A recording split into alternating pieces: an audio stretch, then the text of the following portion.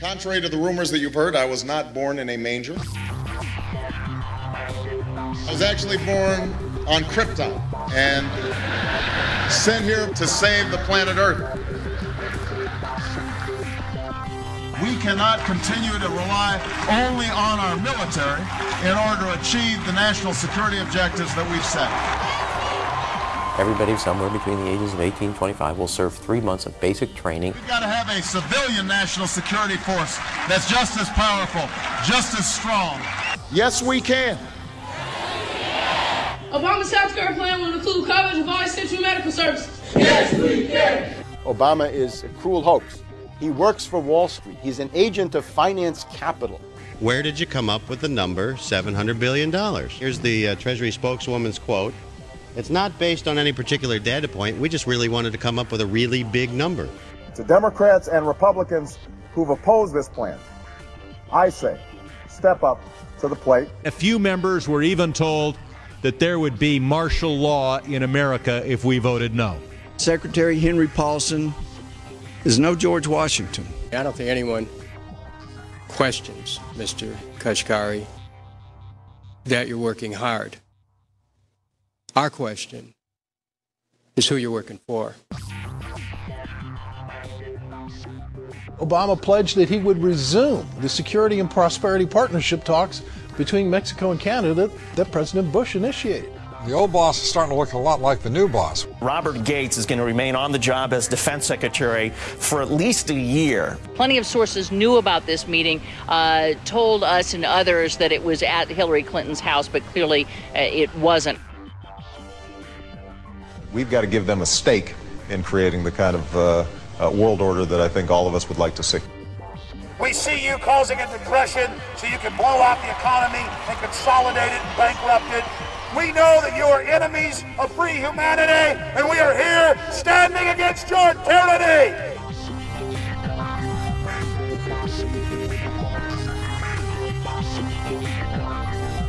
The Obama deception. The truth strikes back.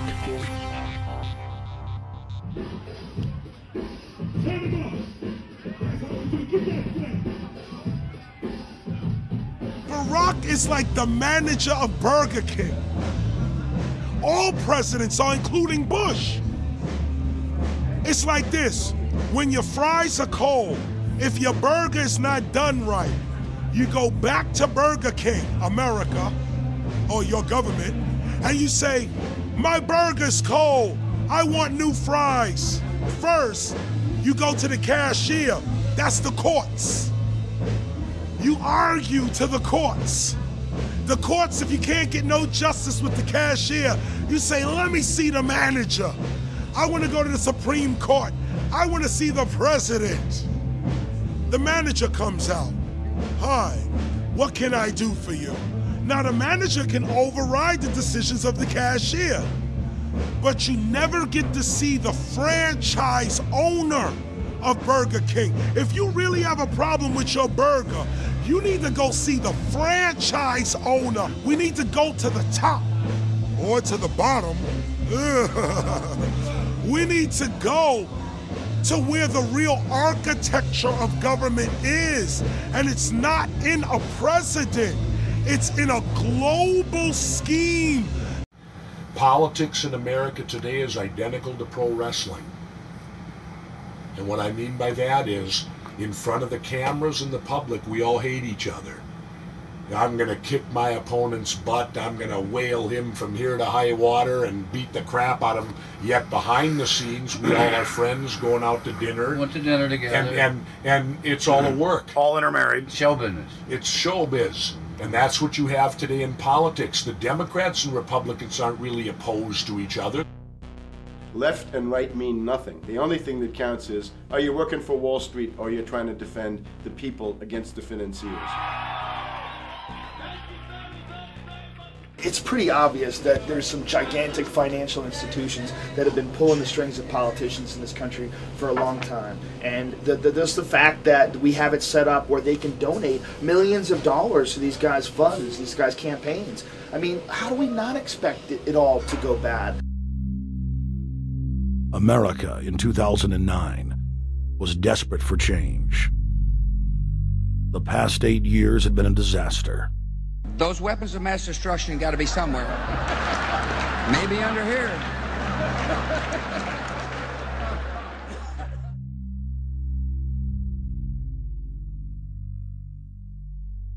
George W. Bush, who had claimed to be a conservative, had tripled the size of the federal government, shredded the Constitution, and destroyed the image of the United States worldwide. Nope, no weapons over there. Endless wars, over 1 million dead Iraqis, and more than 5,000 dead U.S. troops. The Patriot Act,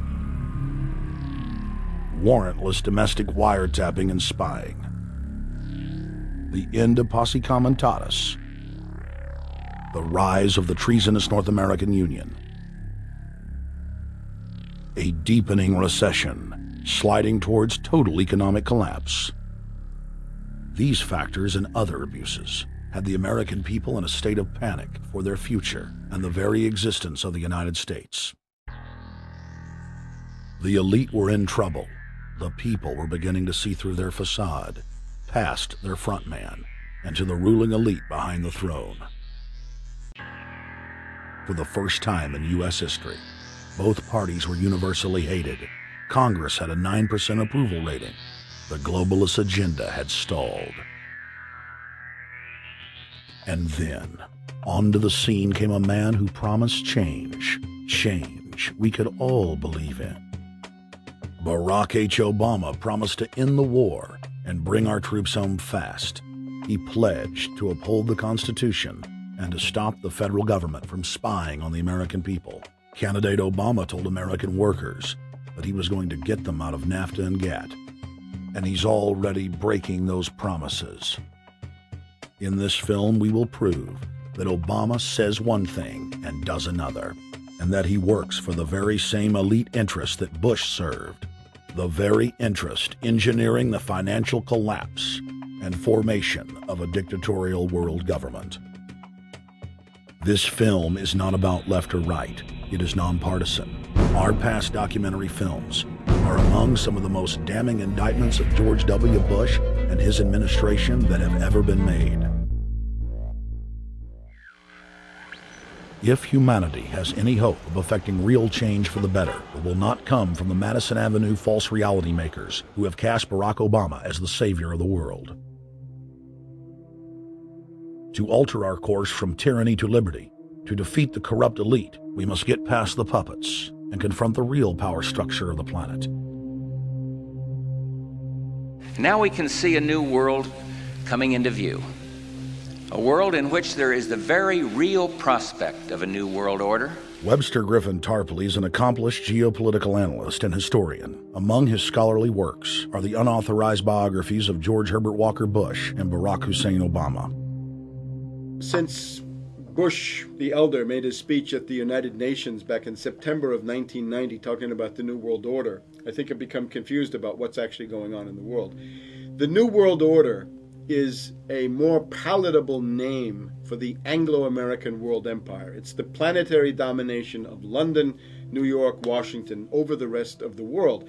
It's hard to get people to join that or think they have a part in it if you call it the Anglo-American world empire. If you call it the New World Order, then people in India or someplace like that or the European Union might think, well, there's something in that for us too. But that's not what it is. It's the Anglo-American New World Order. It's really the old world order. It's the British Empire morphing into the American Empire. The U.S.-British world empire is what you're going to get. Combines of powerful men have always battled with each other over the levers of power. Gerald Celente is recognized as one of the world's foremost trends forecasters and is the founder of the Trends Research Institute. People that are knowledgeable know that the fight that this country has been waging since its inception is for the central bankers not to take over the country.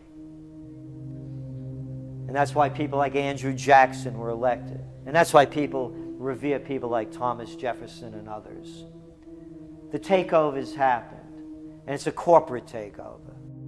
Agents of the Bank of England, attempted to assassinate President Andrew Jackson on multiple occasions because of his resistance against a private central bank being set up in the United States. And it was something that Abraham Lincoln warned. And this is, by the way, why I believe he was assassinated. This is the Lincoln quote. The money powers prey upon the nation in times of peace and conspire against it in times of adversity. It is more despotic than monarchy, more insolent than autocracy, more selfish than bureaucracy. I see in the near future a crisis approaching that unnerves me and causes me